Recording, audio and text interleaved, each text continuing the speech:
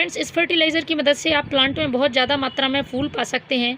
Plant की growth बहुत तेज़ होगी, प्लांट में फूलों का साइज़ बढ़ेगा और बड्स ड्रॉप प्रॉब्लम नहीं होगी। पत्तियाँ पीली पड़ रही होंगी तो वही भी नहीं पड़ेंगी। और एक बार यदि आप इसका यूज़ करते हैं तो प्लांट पूरी सर्दियों लगातार फूल देता रहेगा। बिल्कुल फ्री का फर्टिलाइज़र है, आप आसानी से अपने घर में उपलब्ध चीज़ों से इसको बना सकते हैं। क्योंकि ये जो समय है, इस समय प्लांट नई ग्रोथ कर रहा है, नई नई कलियाँ बन रही हैं और नए इसमें फूल आ रहे हैं। और इस समय यदि आप अपने प्लांट में फर्टिलाइज़र नहीं देते हैं तो पोषक तत्वों की कमी की वजह से प्लांट की ग्रोथ भी धीरे धीरे होगी और प्लांट फूल भी कम देगा। यूँ तो प्लांट की ज़रूरत के हिसाब से मार्केट में बहुत ज़्यादा फर्टिलाइज़र मिल जाते हैं, लेकिन यदि आप घरेलू होममेड फर्टिलाइज़र बनाते हैं वो बहुत प्लांट में दूर तक असर करते हैं और प्लांट लंबे समय तक फ्लावरिंग करता रहता है। केमिकल फर्टिलाइज़र प्लांट में फ़ायदा के साथ साथ कुछ नुकसान भी पहुंचाते हैं, क्योंकि लंबे समय तक यदि हम केमिकल फर्टिलाइज़र या इंसेक्टिसाइड यूज़ करते हैं तो प्लांट की मिट्टी ख़राब हो जाती है।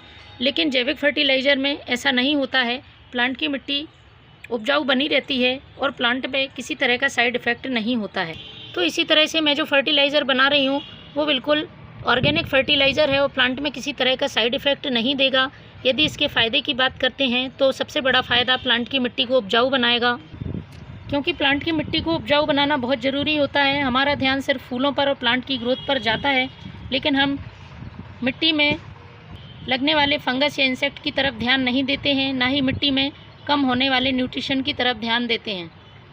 इसकी वजह से तमाम देखभाल के बाद और तरह तरह के फर्टिलाइज़र डालने के बाद भी प्लांट में कलियाँ नहीं बनती हैं, ग्रोथ नहीं होती है और प्लांट कमज़ोर होता चला जाता है।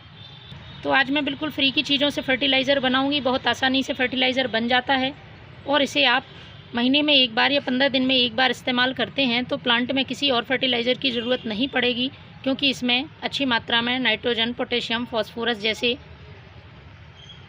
मुख्य पोषक तत्व, इसके साथ साथ कुछ सूक्ष्म पोषक तत्व भी, कैल्शियम, आयरन, मैग्नीशियम जैसे तत्व प्लांट को मिल जाते हैं।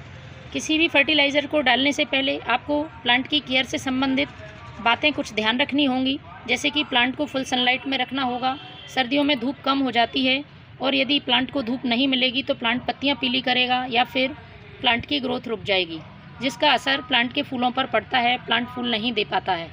सर्दी के मौसम में आपको ज़रूरत से ज़्यादा पानी भी नहीं देना है। मिट्टी ज़्यादा देर गीली बनी रहेगी तो जड़ें खराब होंगी और जड़ें खराब होने की वजह से प्लांट खराब हो जाएगा। यदि प्लांट में फूल खिलने के बाद सूख जाते हैं, सीड्स बन जाते हैं, तो आपको उनको समय समय पर कट करना होगा। और प्लांट में फूल यदि आने लगे हैं तो आपको उसकी हार्ड प्रूनिंग नहीं करनी है। यदि आप हार्ड प्रूनिंग करते हैं तो फिर प्लांट में फूल आने में बहुत टाइम लगेगा। इसके साथ ही मिट्टी में किसी तरह के वीड्स हैं उनको आपको हटाना है समय समय पर। प्लांट की मिट्टी की गुड़ाई करनी है। अच्छी तरह से गुड़ाई करने से प्लांट की जड़ों में हवा जाती है और जड़ें बहुत तेज़ी से विकसित होती हैं। तो चलिए शुरू करते हैं किस तरह से फर्टिलाइज़र को बनाना है। तो इस फर्टिलाइज़र को बनाने के लिए खाली जार लेना है। सबसे पहले मैं इसमें डालूंगी ये प्याज के छिलके। प्याज के छिलके हम सभी के घर में उपलब्ध हो जाते हैं और 2 मुट्ठी ये प्याज के छिलके ले लेने हैं। प्याज के छिलके में बहुत अच्छी मात्रा में पोटेशियम होता है। इसके साथ ही प्लांट की ग्रोथ के लिए और फूल लाने के लिए बहुत सारे पोषक तत्व होते हैं। तो मैं ये 2 मुट्ठी प्याज के छिलके इसमें जार में डाल देती हूँ। उसके बाद ये 1 मुट्ठी आपको लहसुन का छिलका लेना है। लहसुन के छिलके में सल्फ़र अच्छी मात्रा में होता है और इसका दूसरा सबसे बड़ा जो फ़ायदा है वो प्लांट में किसी तरह की मिट्टी में इंसेक्ट हों, चींटियाँ हों या फंगस हो, उनको दूर रखने का काम करता है। तो मैं 1 मुट्ठी ये लहसुन के छिलके लूँगी। तीसरी जो इसमें ज़रूरी चीज़ मिलानी है वो है ये नींबू के सूखे हुए छिलके। नींबू के छिलकों का काम मिट्टी को एसिडिक बनाने का होता है और प्लांट में विटामिन सी की कमी को पूरा करता है। नींबू का छिलका है। नींबू के छिलके का यूज़ करने से प्लांट की इम्यूनिटी बढ़ती है। बदलते मौसम में यदि किसी तरह का इंसेक्ट अटैक होता है तो उसके लिए ये नींबू के छिलके रोकते हैं। तो इसके 2 से 3 बड़े फ़ायदे प्लांट के लिए मिलते हैं। प्लांट की ग्रोथ अच्छे से होती है। तो मैंने ये दो नींबू के छिलके ले लिए हैं। बड़े नींबू के छिलके हैं। आप चाहें तो फ्रेश छिलके भी यूज़ कर सकते हैं या सूखे हुए छिलके भी यूज़ कर सकते हैं। चौथी जो ज़रूरी चीज़ मैं यूज़ कर रही हूँ वो है ये वुड ऐश, लकड़ी की राख। लकड़ी की राख में बहुत अच्छी मात्रा में पोटेशियम होता है।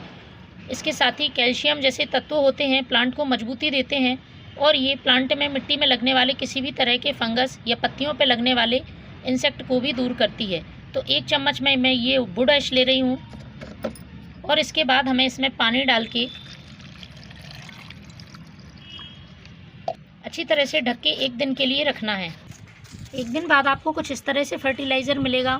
इसमें देखिए छिलके अच्छी तरह से गल गए हैं, और यदि हम नींबू के छिलके को चेक करते हैं तो इस तरह से ये छिलका गल जाना चाहिए। यदि आपके अच्छी तरह से छिलके नहीं गले हैं तो आप इसे 2 दिन भी रख सकते हैं, क्योंकि सर्दियों का मौसम है, फर्टिलाइज़र बनने में थोड़ा सा टाइम लगता है। तो अब मैं इसको छान लूँगी। छानने के बाद इस फर्टिलाइज़र को हमें डाइल्यूट करना है। तो मैंने 1 भाग फर्टिलाइज़र का लिया है और इसमें 2 भाग सादा पानी मिलाना है। फर्टिलाइज़र छानने से पहले आप इसको अच्छी तरह से हिला लें, क्योंकि जो हमने वुड ऐश का इस्तेमाल किया है वो नीचे बैठ जाती है, तो उसको अच्छी तरह से आप मिक्स कर लें। और इसमें मैंने ये 2 भाग सादा पानी मिला दिया। ये फर्टिलाइज़र बिल्कुल प्लांट में डालने के लिए तैयार है।